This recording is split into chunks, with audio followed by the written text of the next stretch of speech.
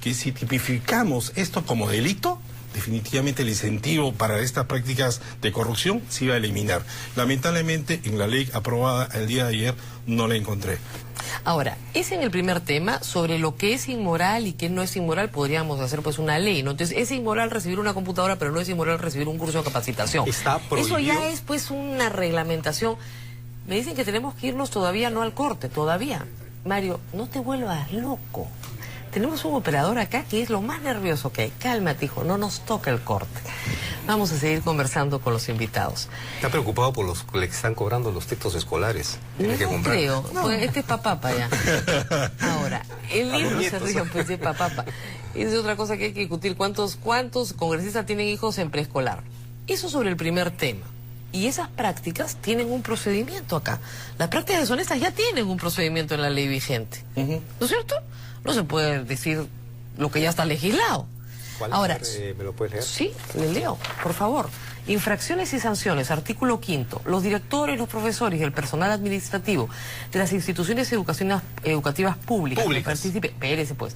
5.2. Las instituciones educativas privadas y los directores o profesores de estas que incurran en infracciones a lo previsto en la presente ley son sancionados conforme a las normas de la ley 29571, Código de Protección y Defensa del Consumidor, y a la ley 24029, Ley del Profesorado, respectivamente.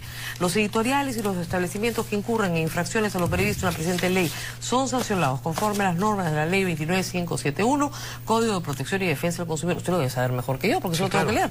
5.4. Las sanciones y las medidas correctivas por infracciones en la presente ley se aplican sin perjuicio de la responsabilidad penal a que hubiere lugar.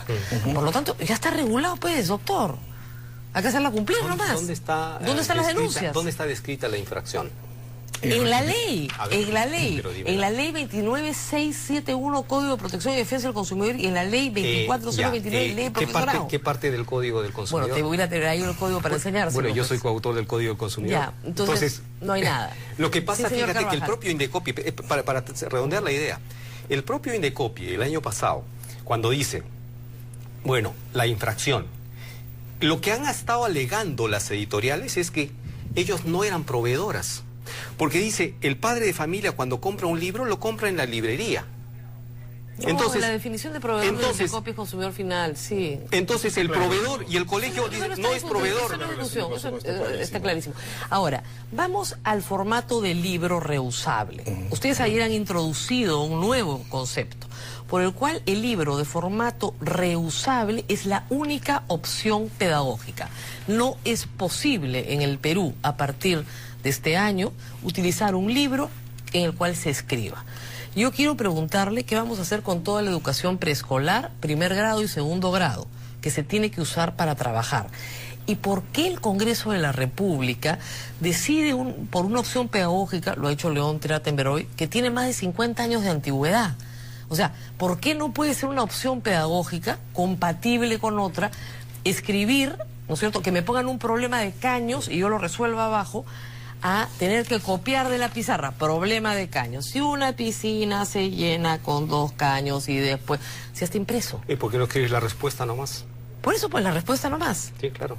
O sea, pero tienes que copiar el problema para llevártelo a tu casa y hacer la tarea. Tú y yo y Jaime hemos estudiado en el colegio cuando estos textos, cuando los textos escolares, y mira, y se sigue haciendo en Estados Unidos, ya para que no compares las épocas, ¿ya? Así es. Así que poco, tío. Se estudia en Estados Unidos. Hemos hablado de ese tema, mira, sustente su punto. Mira, el texto escolar, en esencia, tiene que ser un texto de consulta. Las tareas tú las puedes hacer en cuaderno o en hojas apartes. El libro, el texto de consulta, tiene que tener un sentido de permanencia, de durabilidad. 2 años, 3 años. Bueno, cambiarán las matemáticas en algún momento, cambiará la religión en algún momento, ¿no es cierto? Pero la excusa perfecta, porque este tipo de prácticas, Rosa María, no es que de todas las 50 años, por favor. Mi hijo mayor estudiaba en textos que lo podía dejar al segundo, a su hermano. Vamos a escuchar al otro lado también.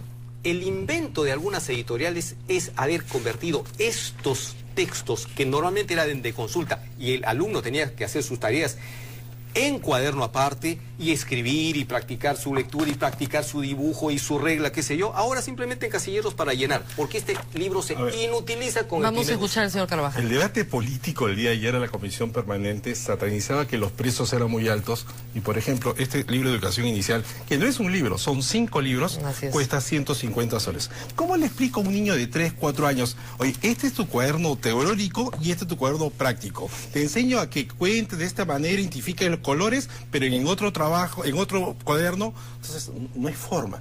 Este tema, la ley debe haber sido debatido más amplio. De León Trachtenberg, de Hugo Díaz, entonces, pero no hubo cabida, fue apresurado. No hubieron.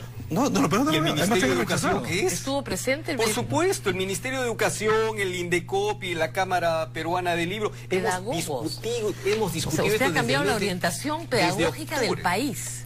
Bueno, esta fue la propuesta que hicimos en septiembre. En parte estamos de acuerdo, en parte estamos de desacuerdo. Bueno, es más, el Ministerio de Educación se opuso a la ley vigente. Ahora, explíquenos por qué los libros tienen que escribirse encima para los padres que no lo saben, porque como todos, la mayoría de padres hoy fueron educados en nuestra misma época, en la época de la reforma militar. Entonces, claro, nos daban el venciendo, pues, ¿no? Y estábamos en huelga a la mitad del año, pues es otro problema.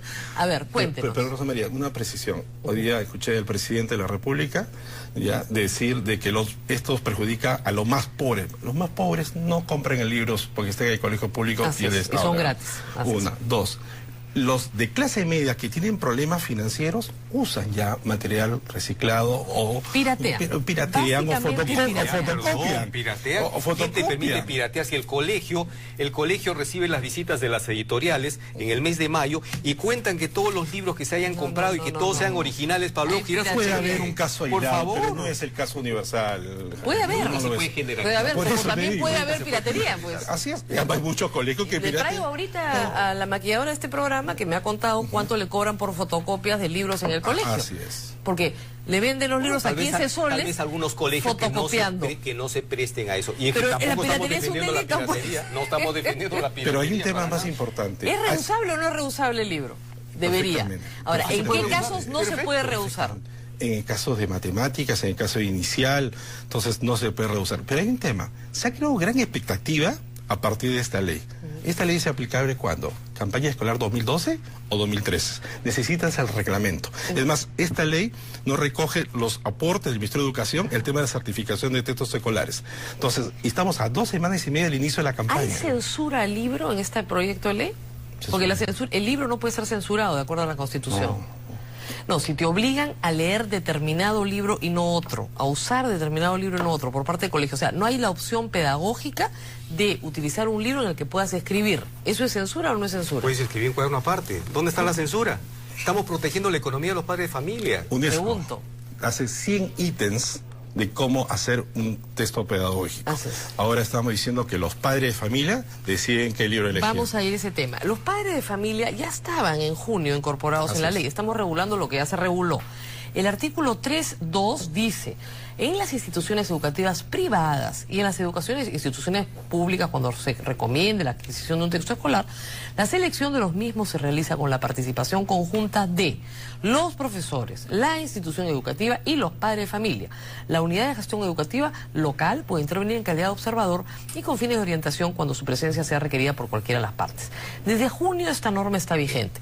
El interés de los padres, le digo, yo soy madre de 5, ¿no? Y conozco más o menos a mis padres de familia, en elegir libros de escolares es cero. ¿Sabe por qué? Porque yo no sé lo que se enseña ahora.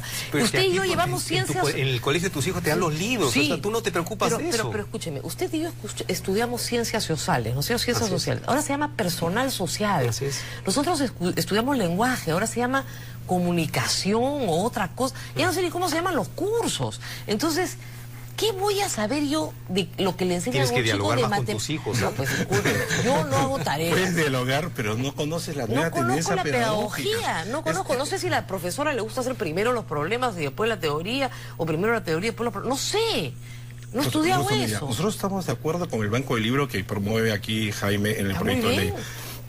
Estamos de acuerdo en muchas cosas, pero aquí el tema siguiente, usa como ejemplo que colegios primarios de élite ya son reusables. Sí, claro. Sí, es cierto, pero no lo pagamos tú y yo en la matrícula y no cuesta más caro que los 150 soles. Estamos hablando de colegios que cuestan 2.500 soles al mes.